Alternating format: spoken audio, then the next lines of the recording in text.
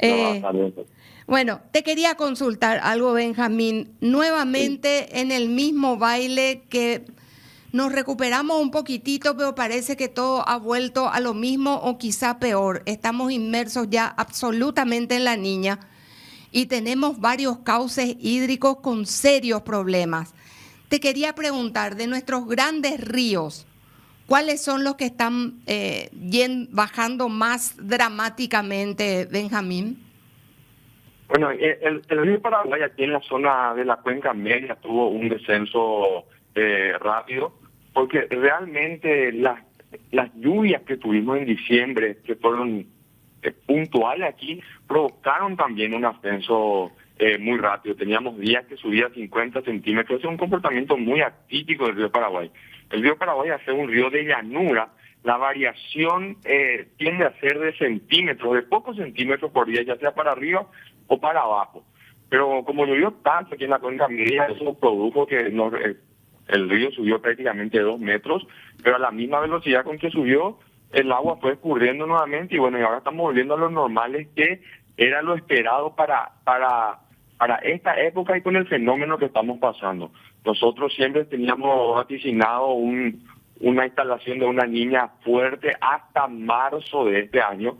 Y es lo que está ocurriendo. Ahora el río Paraguay hoy amaneció en menos 27, aquí en el hidrómetro de Asunción está 1,50 m más o menos a finales de diciembre. Bueno, volvimos a los valores negativos, pero estamos lejos del nivel que llegamos en noviembre del año pasado, que fue menos 1,61 m. Ahora, en los hidrómetros del norte del río Paraguay, bien ahí en donde inicia Puerto Cáceres, el Adario, en esa zona sí tenemos un incremento muy importante del río Paraguay, producto de todas las lluvias que se están dando en la zona de Bolivia, en la zona de Brasil, y bueno, esas son las zonas de mayor influencia del Pantanal, es decir, el Pantanal de alguna manera se está recargando y esa agua va a ir llegando a nosotros. Entonces, hoy ¿Para qué amaneció. altura o sea, en términos de tiempo, para cuándo más o menos esas grandes aguas que se están recargando en el Pantanal llegarían? Vamos a poner Asunción, por ejemplo. ¿Cuándo? Y nosotros, el escurrimiento normal del río Paraguay es aproximadamente 2 meses. O sea, todo lo que cae en Puerto Cáceres, en la zona del Lavario, nos llega a nosotros en 2 meses. La diferencia de lo que ocurre cuando llueve muy puntualmente es que esa agua sí nos ayuda a levantar el nivel más tiempo, ¿verdad? Y no algo así brusco como tuvimos en diciembre, pero así también el agua bajó con la misma velocidad con que subió. Entonces, son alentadores, para tener una idea nomás. En noviembre el Puerto Cáceres marcaba 30 centímetros, 30 centímetros positivos de su hidrómetro. Hoy está 3,80 m, es decir, 3,60 m por encima de lo que estuvo en noviembre y también son 3 veces más de lo que tenía o lo que medía en la misma época del año pasado. O sea, en enero 2024 el hidrómetro de Cáceres estaba alrededor de los 1 m. Hoy estamos 3 veces más que eso. Entonces esa agua va a ir bajando, Mabel, y probablemente allá para marzo, abril, volvamos a valores positivos y bueno, eso ya nos va a dar un alivio en más tiempo, ¿verdad? En Esas estos días. aguas que se están recargando en la zona del Pantanal, ¿nos devolverían a cifras normales o podrían llevarnos eventualmente a una pequeña inundación? No, no, no. Nosotros estamos muy lejos de lo que es normal. Lo normal es 4 metros de Asunción, hoy estamos menos 27, entonces probablemente estemos cerca de lo normal, pero por debajo de lo normal, pero cerca de los valores normales nuevamente. Eso ya es algo bastante, bastante bueno para la navegación, para todo lo que es nuestro sistema de regadío, para todo el ciclo de las aguas, ¿verdad? En estos días estuvimos dragando allí en la entrada de la toma de agua de Viñascue, también estuvimos dragando cerca de la toma de agua ahí en la bahía de Asunción. Entonces con eso hemos quitado todos los sedimentos que eventualmente podría taponar las tomas de agua y tenemos garantizado que las aguas ingresen por la zona donde están las tomas de agua de SAP, por lo menos los puntos más importantes para el área metropolitana. Y bueno, Te quería escuchar demasiado hoy, Benjamín, porque estoy muy quebrantada por el río Tebicuarú, muy quebrantada. Ese es un río muy afecto a los sentimientos de los que vivimos en la zona de Guairá, Caguazú, en la zona los que del Tebicuarumí nosotros y del Tebicuarú Grande, la parte de Misiones, la zona de Villa Florida, todo esto. Estas imágenes que estás viendo son imágenes que hizo nuestro corresponsal en la zona hoy. Y habrás estado viendo la denuncia de que osó la río, o sea, se cortó en un determinado tramo de su cauce hídrico de la tremenda sequía que está atravesando y que se está secando el río. Lo notable, Benjamín, es que el 24 de diciembre nosotros tenemos imágenes de que había una crecida tan importante que iba a impedir que la gente vaya a farrear por Navidad y Año Nuevo y se bañe en el río, porque no había playa. Menos de 15 días después, o 15 días después, el río está casi seco. Entonces te quería preguntar como hidrólogo, ¿puede influir la cantidad enorme de estaciones de bombeo de agua de las arroceras? ¿O es cierto que un río se puede secar en 15 días? Y realmente todo desvío a lo que es el cauce natural va a ir generando una modificación en su morfología, ¿verdad? El río se comporta naturalmente de una manera, tiene su caudal, tiene su propio trayecto y bueno, cuando el hombre hace algunas intervenciones, por supuesto que va a ir variando su caudal, su velocidad y por lo tanto la forma en que va sedimentando y va a ir modificándose de alguna manera la geometría natural del río.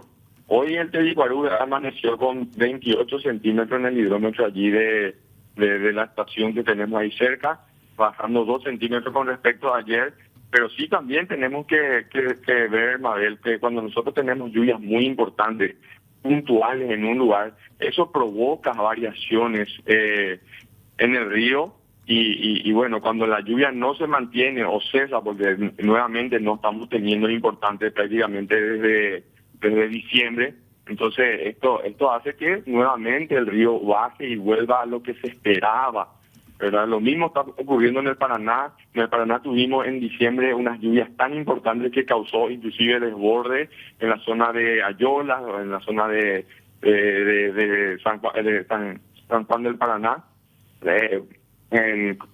que salía sobre la ruta, ¿verdad? Y tuvimos inclusive emisión de alertas, se suspendieron las visitas a las cataratas y eso en una semana desapareció y quedó nuevamente un hilito de agua, ¿verdad?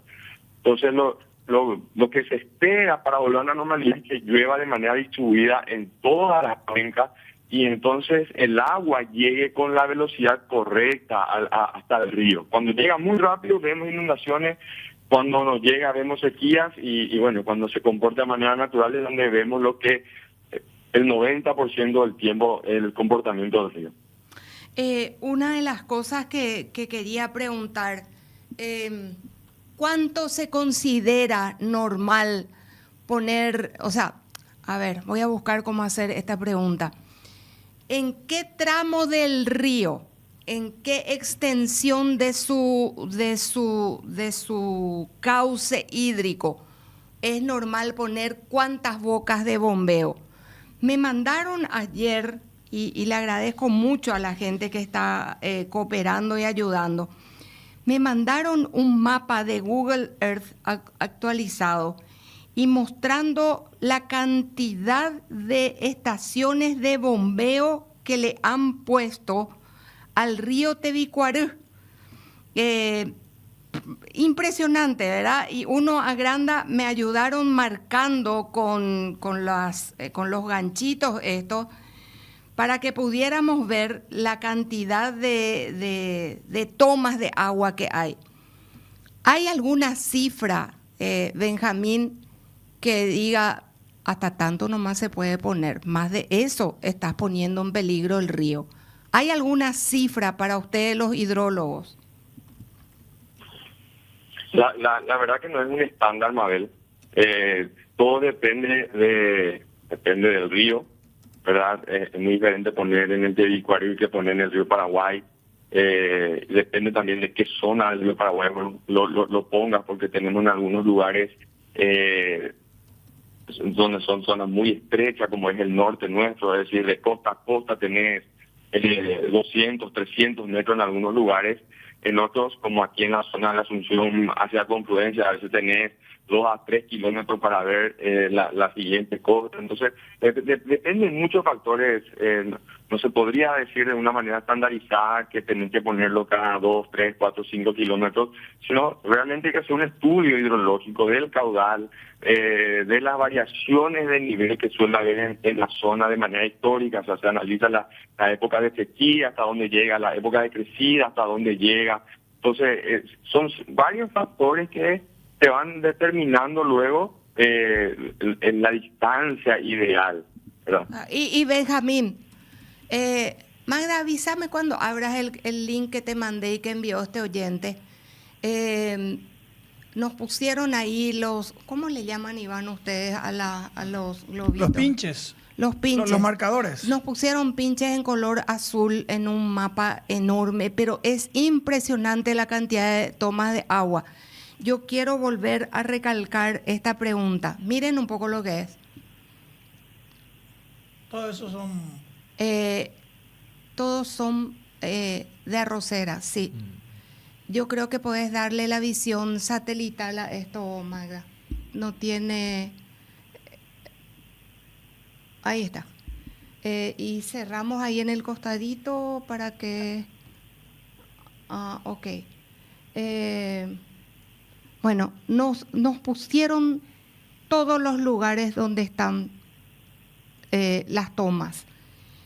Y vuelvo a preguntarte desde tu punto de vista, hacemos un zoom out, Magda. No, un zoom out.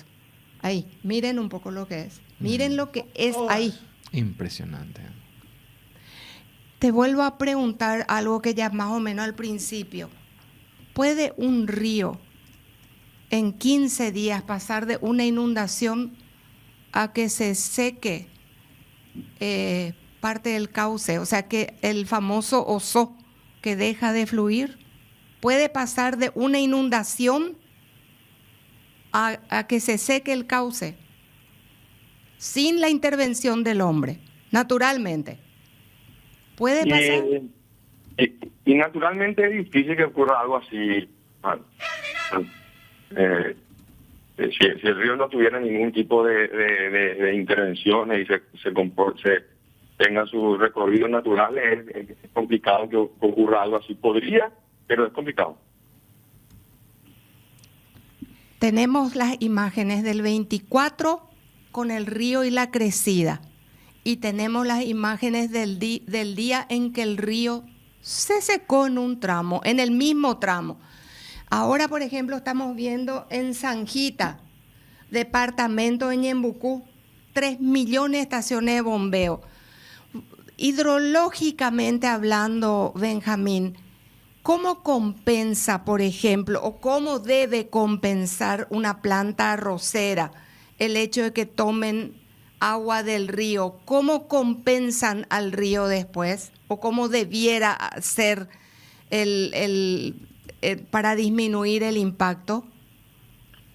Bueno, en realidad también, Mabel, hay que decir que todo el agua que absorbe las plantaciones, eso nuevamente vuelve al río, porque, bueno, saben que la materia no se destruye, se transforma. En realidad estas aguas nuevamente son succionadas por el suelo y vuelven al río, pero sí va a pasar un tiempo para que el ciclo del agua, que antes era probablemente más rápido, ahora se va a ralentizar, ¿verdad? Entonces es que va a pasar un tiempo para que nosotros veamos un comportamiento estable del río. De repente tenemos una variación muy brusca porque no es lo que estamos acostumbrados a ver o lo que estamos acostumbrados a medir. Recordate que nosotros estamos haciendo mediciones hace 120 años en el río Paraguay y bueno, de repente todas estas estas obras probablemente estén variando el comportamiento de lo que nosotros estamos acostumbrados a ver y va a llegar a un punto de equilibrio nuevamente y donde el río va a volver a comportarse como debía. Entiendo. Bueno, Benjamín, te agradecemos mucho. De entre todos los ríos en este momento de la Niña, ¿cuál de todos es el que está siendo más golpeado de entre nuestros principales ríos? Bueno, si lo miramos desde el punto de vista de navegación, que es el área donde yo estoy y es donde lo que tratamos de cuidar, el río Paraná probablemente sea el Alto Paraná, es decir, desde la confluencia del Paraná hasta la represa Yesuretá probablemente sea el más afectado. Hoy tenemos 90 centímetros de Ituzaingó. Si bien se puede navegar a muy baja carga. El río Paraguay en un segundo, en estos momentos en un segundo plano, ya que hemos llegado en condiciones tan críticas que lo hemos podido salvar con trabajo de dragado. Y el canal está conformado, estamos haciendo batimetrías para ir monitoreando el lecho del río. Actualmente prácticamente no tenemos ninguna zona conflictiva. Como te decía, el norte se está comportando de una manera muy diferente de cómo se está comportando la cuenca media del sur. Entonces, con estos niveles que tenemos hoy en Asunción, no se estaba pudiendo navegar en Concepción en los meses de octubre, noviembre, diciembre, pero hoy Concepción está a 1,40 m, que es algo realmente, es un comportamiento muy anormal, por así decirlo. Es decir, ellos están siendo más influenciados por la crecida en Puerto Cáceres que por la bajante aquí en Asunción. Entonces se puede navegar en el norte y entonces desde el punto de vista de navegación, Paraná más complicado, el Paraguay en un segundo tramo, pero monitoreando constantemente para que no ocurra en ningún momento que se detenga la navegación. Entiendo.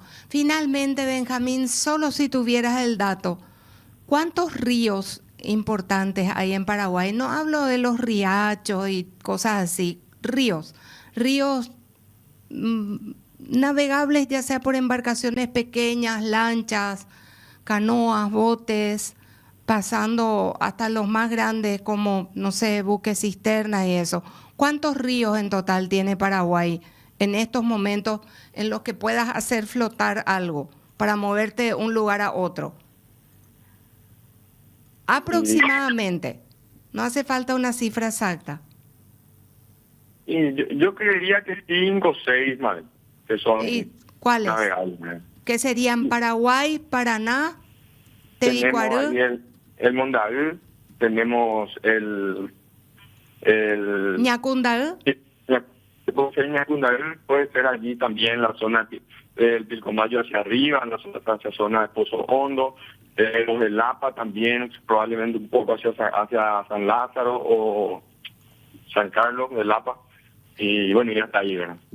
El río Apa ya dijimos, ¿y el Jejuí? El Jejuí también, pero tiene complicaciones en algunos lugares que ya no hicieron llegar también. Se hicieron algunas obras de puentes que ahora quedaron prácticamente sin el río en esos lugares y bueno, y también está sufriendo una sequía terrible. En realidad toda la cuenca está sufriendo. Entiendo.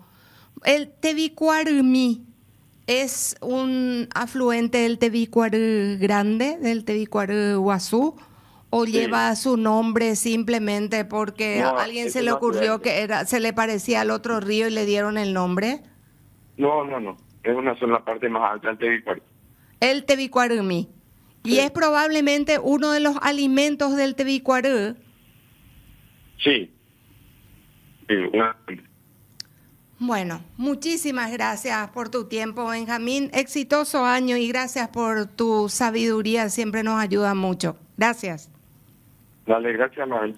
Hasta luego, señor.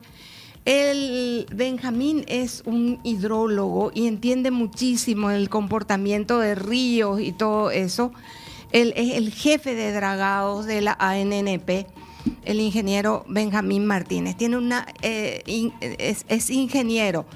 Y atiendan lo que dice, que es imposible que el río pierda tanta cantidad de agua en 15 días para pasar de una inundación a estar prácticamente seco sin una intervención humana.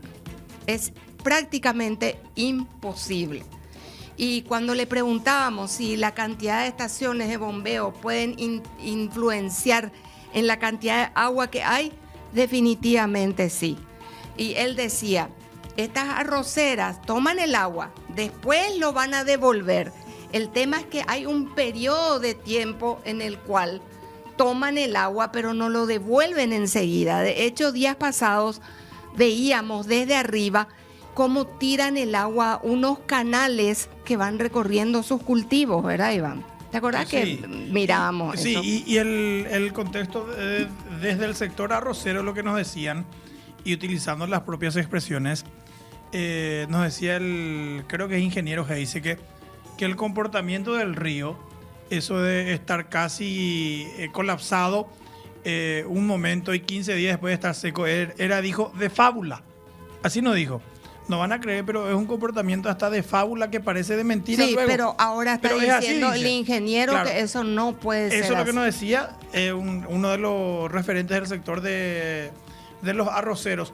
Y esta situación es en Guairá, en Misiones, en Ñeembucú también, zona de, por ejemplo, Cordillera también, zona de arroyos y esteros también.